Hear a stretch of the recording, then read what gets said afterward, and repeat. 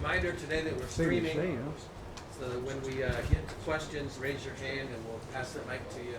State your name and your affiliate. Paul, get back to the first question. Ready back there? All right, shut the door. Yeah, we're a couple of days away from playing a game. I think the players are excited. I mentioned to them that generally this is not the NFL. And the NFL, you have preseason games, and you can work out a lot of things, and it kind of shows up in college games early. A couple games you watched on television, I watched as well. The Florida-Miami games, 280 yards and fouls, 23 fouls. Sloppy play, ball on the ground, interceptions, just things that happen. Missed tackles, I want to say there was 20 missed tackles. I know because I counted them. And, you know, that's what you always are concerned with when the season starts. How will you play? How will you react to the opening day? And so we kind of addressed that with our players, showed them some clips of certain games, what had transpired in a couple games, that we didn't want to get into that kind of stuff. We'll see if they listen. We're going to have to go play. We're going to play with a lot of young players, which we anticipated when we recruited them and brought them in here. So it's like anything, you know, players are tired of practicing against each other. They want to just go play a game. And I think as coaches, you want to play a game as well. Find out a lot about yourself next couple of weeks, what type of football team you are, and then from there you get to adjust and then just figure out what you can do well and play. Question?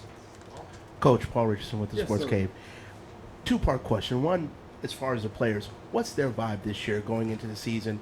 Different situation last year, veteran quarterback this year, a new quarterback. And then what's your vibe this year having a year at ASU under your belt as coach? It'll always be, as long as I'm the coach here, is compete for the Pac-12 South. That's never going to change for us, regardless of who's playing, how many freshmen you have playing, how many sophomores you have playing, doesn't matter. I mean, that's got to be the expectations we have, and I think our players understand that. You know, and I think the more you watch them play, the young guys, the better they're going to become as a football team, and that's what you're hoping. You know, and look, I'm gonna be quite honest.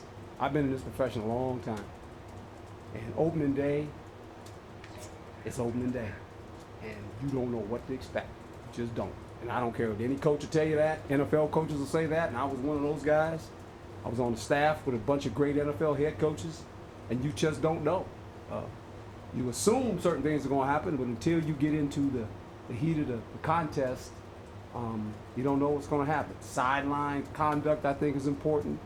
How we get plays in on offense, how we communicate on the sideline. I mean, a lot of these guys have never done that in the college atmosphere.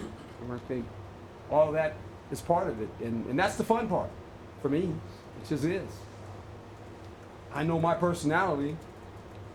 There's nothing that'll surprise me. I won't panic. I'll just coach. And that's what I do. I just coach. And I don't panic, and I think the players understand that. I hardly ever raise my voice unless I got to holler to somebody on the field that I see something, you know, give them an alert. But other than that, I'm pretty much in control because it's a chaotic sideline. You know, sidelines are chaotic, and somebody has to be in control over there and make sure the players understand we're going to adjust on the sideline, and we're going to have to adjust at halftime as well. I mean, those are the big moments in a football game.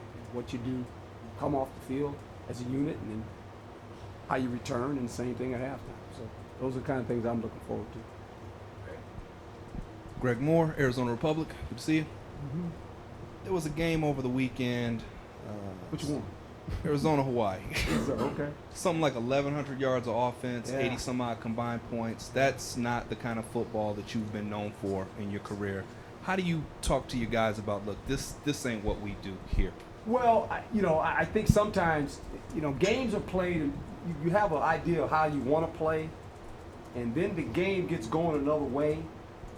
You can't be hard-headed and say it's going to go this way. You got to go, well, I got to play this way now. If you can't stop them on defense, then guess what? You better start scoring some points. Okay?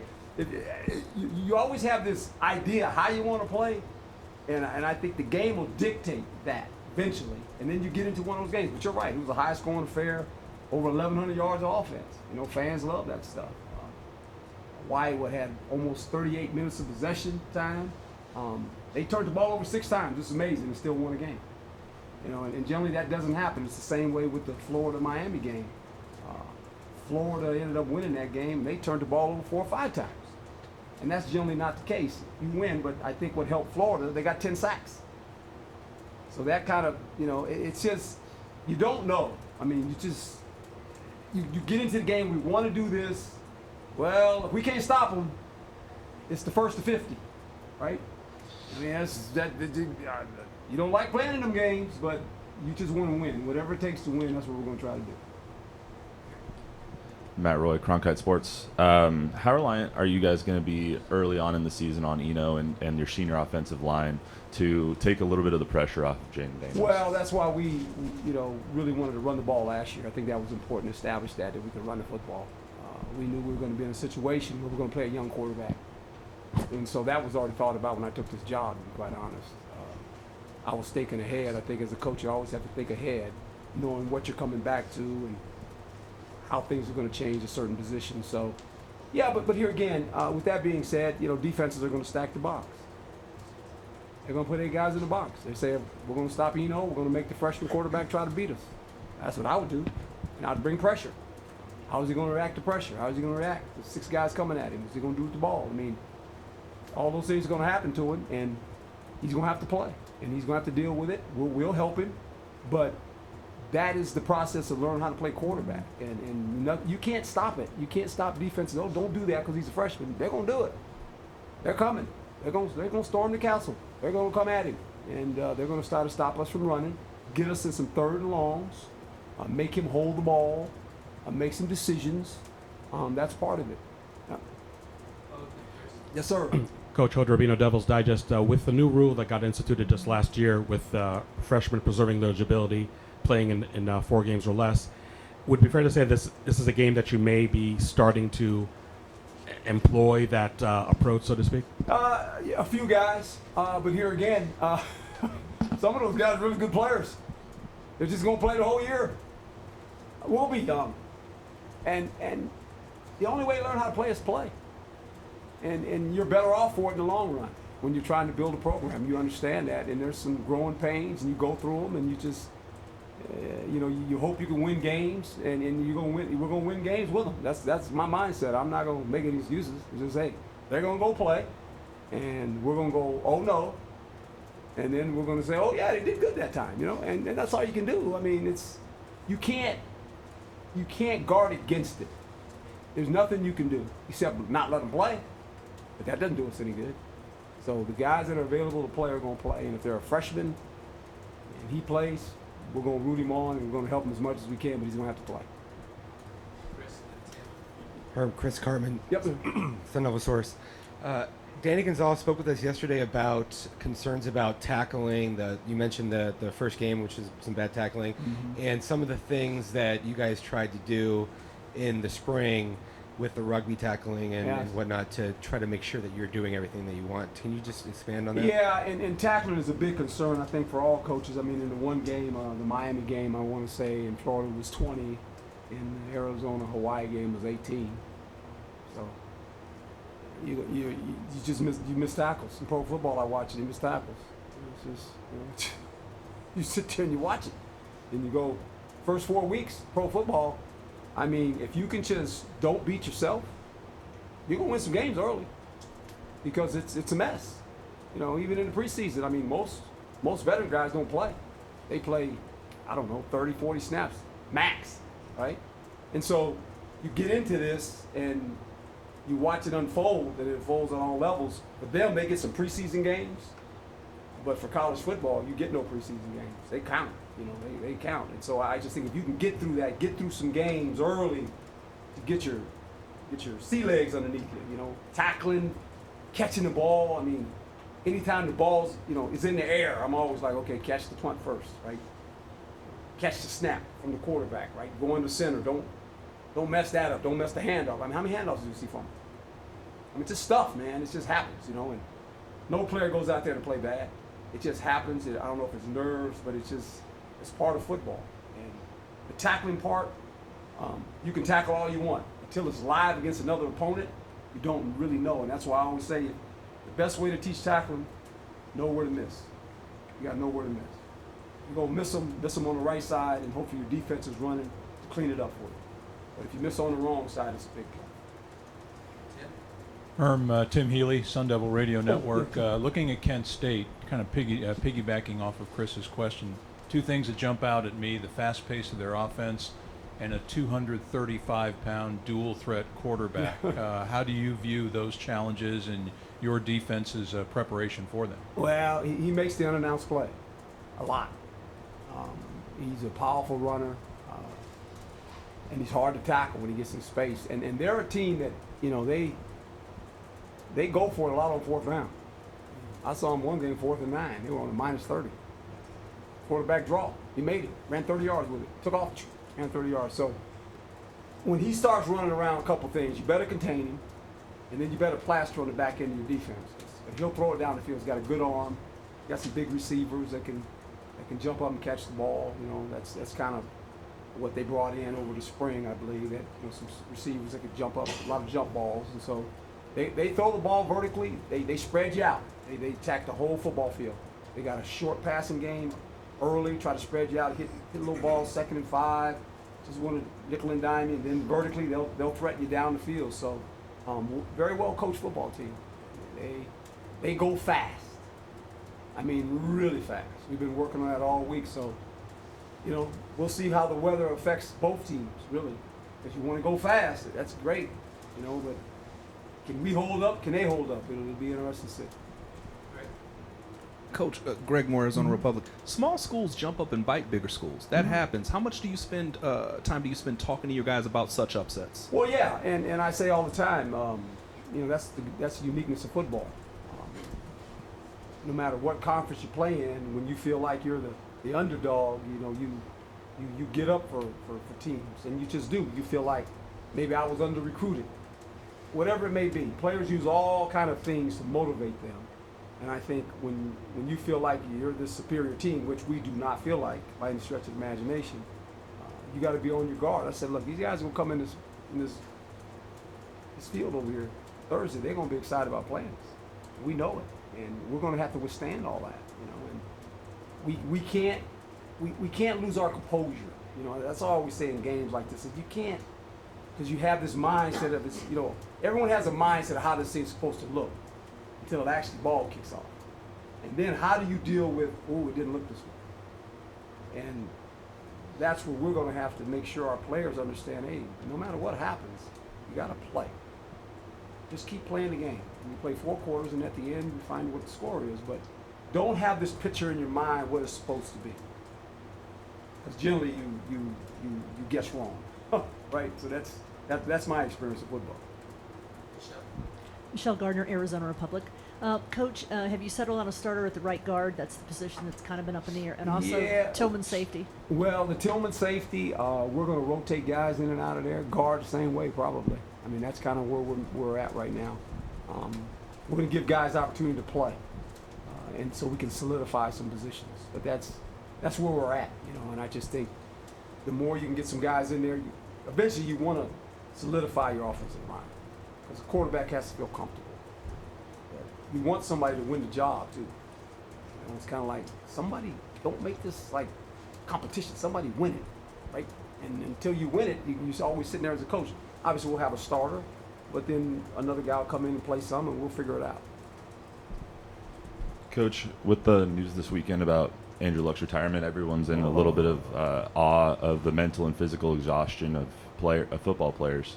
How, as a coach, do you combat that in younger athletes, the mental and physical exhaustion of this game? Well, it shows you how tough it is. And Andrew Luck, you know, I'm a West Coast guy. I followed his career at Stanford.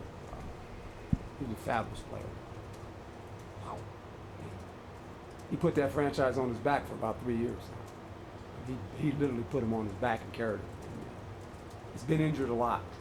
When you think of, if you go back and look at his injury history right now, in 7 years, he's been beat up a bunch. You know, he has to make the right decision for him and his family. I know his wife is expecting a child. I think it's his first child. And he's emotionally drained.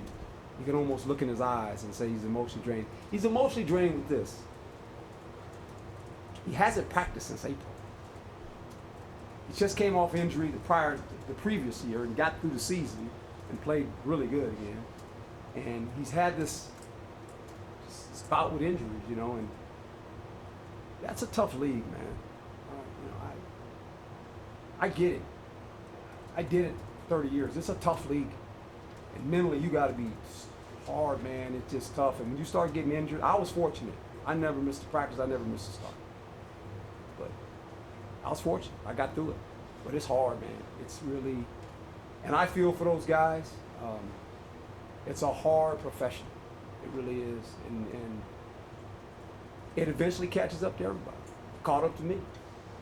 Where I knew when I watched myself play, I said, I'm not that same guy anymore. It's time for me to step aside. Let a young guy play. My heart wanted to do it.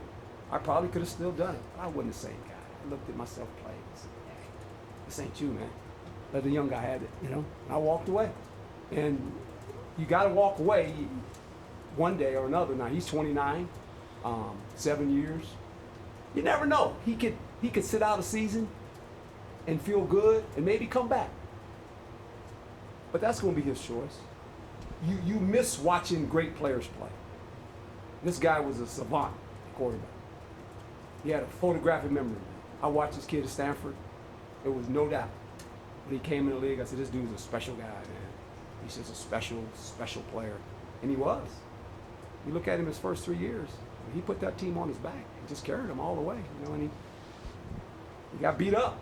So it's his choice. I know fans are upset, you know, and all that, and I get all that. But this man has a family, man. That's not going to be his occupation for the rest of his life. Got a little bit of, you do that for a little while in your lifetime, and then you got to move on with your other occupation. Because it's not an occupation you can do for 30 or 40 years as a football player. You know that when you get into this thing. And so I hope he gets well. Maybe he'll revisit in a year and come back, because he'll be missed. There's no doubt about that. Coach Paul Richardson here with Sportscape.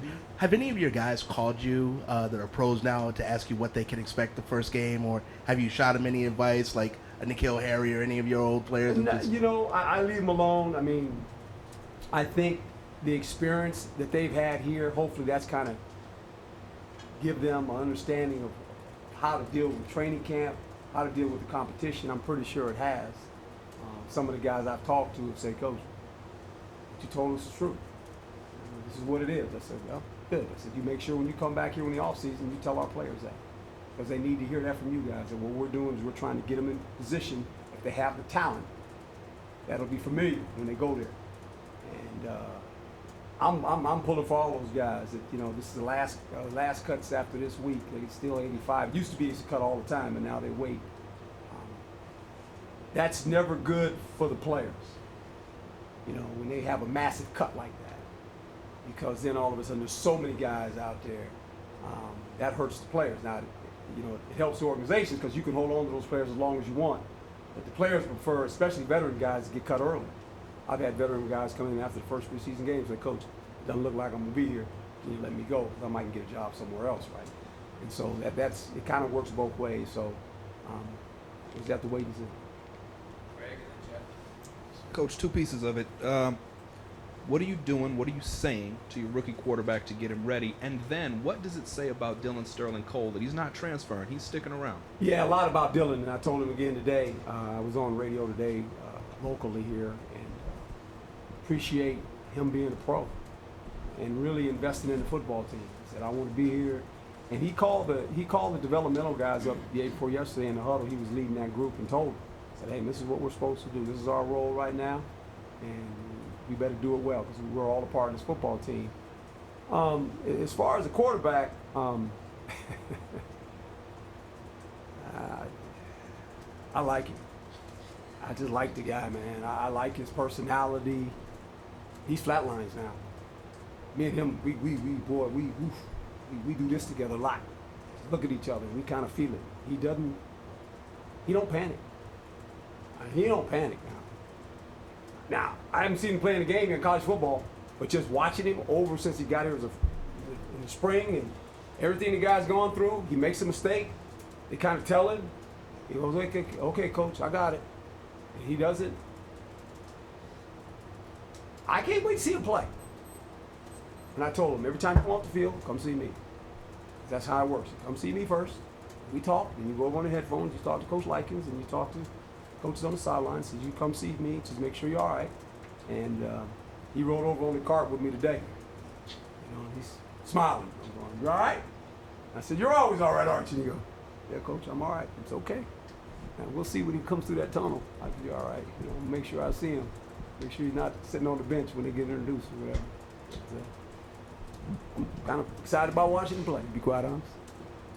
Hi, Jeff Metcalf, Arizona Republic. Even with all the unknowns of a new season, this is your second year and you have a lot of players back that you know what they can do now. How does that kind of change your mentality going into this season? Well, I think you can lean on some guys, offensively, defensively as well, especially offensively because that's where you play with the ball more than anything else. There's some receivers that played last year that played pretty good that are coming back. We can't put this all on the quarterback. It's not fair to him.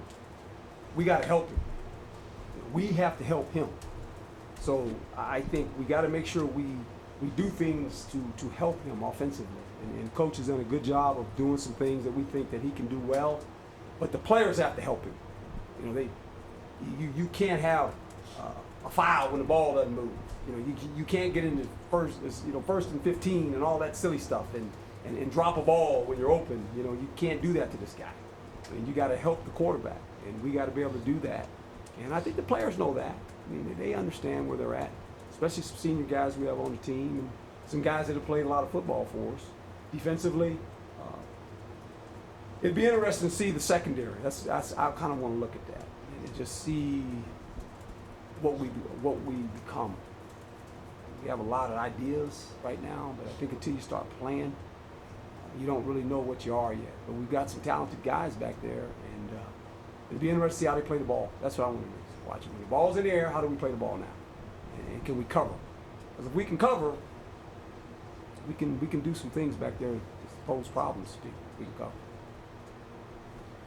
Coach, this is your second year here. You came in with all of this checklist that you needed to accomplish. And now that we're looking at the team in your second season, since we're 2 days away from the first game, if we could look back on this season in December, what can you quantify as a successful season? Well, for me, that we're headed in the right direction in this sense. We're recruiting players that are vying for playing time. And that's how you get better. I think a successful season for me is you got to win. You know, you want to be in the hunt. I mean, we were in the hunt last year. It felt good going down the stretch. We just couldn't win 5 in a row. You know, if you said we can do that again this year, I said, I'm in, man. I'm in for all that, you know. And I just want to always be in the hunt. I always want to have a chance to win the South. And we had an opportunity last year, and we just fell a little short. You know, and that's just me. I'm not one of those coaches that come in and say, well, if we win this many games, when I say that to a team, I'll stop coaching. I'll flat stop coaching. I just think you prepare every week to win a football game. And that's what it is to me. Every week, I don't care who you play. You prepare to win that game, man. And then the next one comes, you prepare to win that one. But I never put a number on it. I'll never in my life put a number on how many games you think you should win. I'll let other people do that. My job is to prepare them to win one game. That's the only game you can win is the one you're playing. And then you go try to win the next one. And you try to win the next one. And then at the end, you count them all up and you evaluate yourself and say, this is what we are. And so that's just me. I've always done it that way. I don't know no other way how to do it, to be quite honest. Herm, I think the most compelling play of the first weekend of college football was the final play of the weekend. How valuable a teaching tool was it to see a Hawaii defensive lineman chase down Khalil Tate and stop him a yard short from a touchdown? I showed it to the team. There was about 6 clips in games that I kind of showed the team. That was one, and that doesn't take talent. And that's what makes this game so great. When you get on the grass, that's what we say, leave it on the grass. Just go, man. Just play hard. And then you can live with the consequences. You truly can. You can live with whatever happens, you can live with that. You just go play. And you never know the play that could win a game. And you always think you do, like I always tell players, you want to make a big play. You don't know when it's going to come. You don't know when it's going to happen. I heard coaches tell me that my whole life as a guy playing football. Well, you don't never know what to play. As a player, you say, yeah, coach, you don't know. Well, I stumbled around and made a play. I didn't make many in my life, but I made one. And it's still kind of short every once in a while, right? Same deal. I mean, it's the same deal because that was my mindset. It ain't over, man. To me, you got time on the clock. You just keep playing because you never know what's going to happen. And I'm the living proof of that because it happened to me. And I was on the good side of it, right? Sometimes you're on the bad side of it. I've been on the bad side of all of them too. But it's just, I'm the last guy to ask that question because it's like, hey, you're going to play, man. Just go ahead and play because you never know which one's going to change the outcome of the game. You don't know. And that was a great play by that kid. I mean, his defensive lineman ran too far off the field, obviously, and opened the gate. But then just circled around and kept hustling. It was a great tackle by the DB to get him, and then the guy finished him off so he couldn't stick the ball in the end zone. It was a great run by the quarterback. He made a great play, too.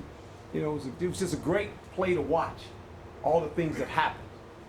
And that's football. It's just kind of like, okay, you'll remember that. Hawaii will remember that, right?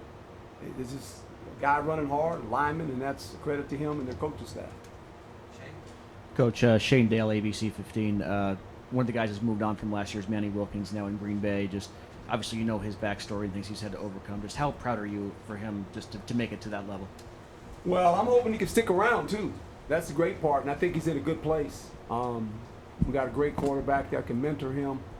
A system that fits what he does as well. A lot of off-schedule plays in the passing game. And Manny's good at that. Off schedule, get off schedule.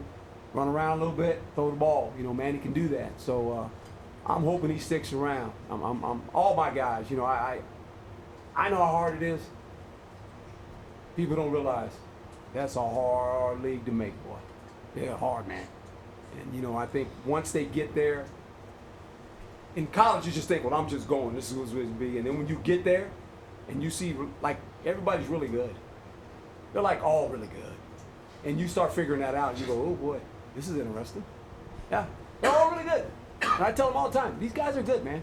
They're good players. They're not Pop Warner players. They're really good players. And you cut good players. You cut guys that are good football players. And you go, there's not enough room. There's 53 guys. Then there's 60. You get a couple practice squad guys. Then you dress 46 guys. And you kick the ball up and say, let's go play, man. And it's a great game to be involved in. And if you make the roster, the NFL roster, I tip my hat to any kid that does it. Because I know how hard it is. And I did it. And I know how hard it is. And you don't realize that when you're going through it. When you're in college, you just think, oh, this is just the next step for me. And then you get there in training camp, and you start looking around, you go, man, all these guys are pretty good now. How am I going to separate myself, right? And it's all here, though. It is. It's all mental. Everyone physically can run, you can jump, you can catch, and do all the things. It's the guy that every day just keeps hitting the rock. and you got to be a mentally tough guy, and you got to be available. You have to be available. If you're not available, you can't compete. And if you can't compete, you're not on tape. Your tape is your resume. If you have nothing on the tape that shows you your resume, next guy up. And then they send you home. That's that league. That league don't mess around. It's hard. Hey, Coach. Jacob Rosenfarb, State Press. Coach Likens was telling us yesterday that on his day off, he was showing up at 6:30 a.m. Is there something On Saturday? Yeah, that's what he was He was saying. in here with me. I about beat him here a couple hours, but anyway. Is there something maybe about this team, or maybe Jaden specifically, that really inspires that level of Well, I excitement? think he's dealing with so many young guys over there. You know, we got a couple young receivers, a couple running back that hadn't played a whole lot, tight end hadn't played a whole lot, and they're going to play. And I think what he's trying to do is put them in position so they can have some success, you know, and get them on the field where there's not a lot of thinking involved, where they can just go play. You know, and that's what we got to do. We got to play a lot of these guys into college football because they haven't done it. You know, and I think the speed of it will catch them by surprise. Just like going from college to pro, it catches a lot of guys by surprise. You know, in pro football, it doesn't catch them by surprise until the season starts. Because the regular season, I mean, it's different than the preseason. The preseason, it's college players playing against college players and the backup guys. But then the regular season starts, then the varsity players play. And then the switch goes, whoop, it just changes. And I think until you've seen it, like you go, whoa, these guys are really going fast now. The preseason, a little bit of like, I kind of understand. But then when the season starts, man, it's like, whoa. And now they're game planning you. Now they're doing this, they're doing that. It's different. And college football, same thing. You get a lot of these kids, they haven't played a real football game yet. One thing to have a scrimmage, great. Now they're playing against another opponent. How does the speed of a game affect them all of a sudden? If you're a freshman, you're playing against seniors. You're playing against guys that played for 4 years of college football. You have no idea how fast it becomes and how strong those guys are. They've been in the weight room for 4 years. You've been in the weight room for 3 months. It's just different, you know, and they got to get used to that. Anyone else? Yes, sir. Coach, you mentioned a couple minutes ago the mentality that it takes to play in the NFL and the mentality it takes to just keep grinding away. Yeah. Do you see a difference in the mentality of kids or 18 to 22-year-olds now as opposed to when you coached or when you played? And what is the difference in that? Well, I think they look at things in this sense because of the world they live in. They gather information off this within 10 seconds. But there's a process to anything in life. You got to work at it. You can't cheat football. You can't be cheated. You have to practice the game of football, and then you got to go play it. You can't press the button and say, well, I want to do this. No. You can get information, but in football, you actually got to go through the process of what it takes to be a football player. And I think when you're young, sometimes, and you're really talented,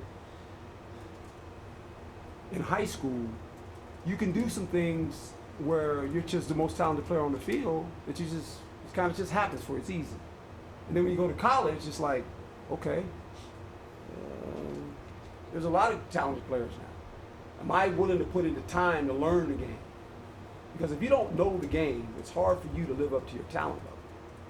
Because you got to process this information. It's not just 2 or 3 coverages or 2 or 3 things that you do. There's a multitude of things you have to learn now. And so that becomes the process, and you can't skip it. You can't like bypass it and say, well, no, I want to go to the next. No, you got to do this. And that's what I think some of them struggle with early, but then they figure it out. And the guys that really want to play, they figure it out. It's you know, like we have some freshmen now, they come in and they see the success of Rashari and Lole and those guys, right? And Merlin and Butler. And they just automatically think, well, I'm going to come in here and I'm going to play like those guys. Wait a minute. There's a price you got to pay.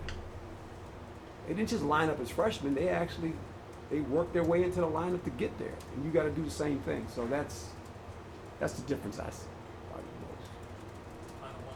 Luke Lipinski, Arizona Sports. Yes, sir. Coach, does Ethan Long remind you of anybody else you've ever coached, and what does having like a guy like that do for your team? Probably reminds me of. It reminds me of Lynch. Now Lynch played quarterback in college, obviously. When he went to Stanford, they changed his position to safety. And then he was a baseball player. He was a dual athlete. Went to Tampa, they had him at linebacker. So we got there, and I knew him as strong safety. So you ain't playing linebacker, play safety. And Ethan's one of those guys, very athletic, smart, tough, can do multiple things. When you need a guy like that, you do on offense, because he can do a lot of things. You can just do a lot of things with the guy. And you got to be smart to figure all that stuff out. You know, I mean, he was a quarterback, and now he's going from quarterback to some other receiver, some running back. He still play quarterback. He can do a lot of things, you know, and it takes the guy to process all that. How do you, just to line up, you know, at the fullback, tight end, wide receiver, quarterback. You got to learn all the positions. That's a lot. And the freshman, that's a lot to learn. You know, but he's a smart kid, tough guy. Just love the guy. He loves football. He loves team. He'll do anything for the team. He really will. And it's just fun to watch. It's fun to watch him play, man. He has a little kid in him all the time. You know, he'll make a play or something, and I'll be in the back of that thing, and he'll run by me. How you doing, coach? How you doing? I'm good, coach. It's all right. I dubbed him Captain America. And everybody knows him. That's Captain America, man. He just does everything for this football team. He'll do anything for this football team he asks that guy to do. So, be fun to watch him play, too. Thanks, Coach. All right, thank y'all. Thanks, Coach. Thanks, sir.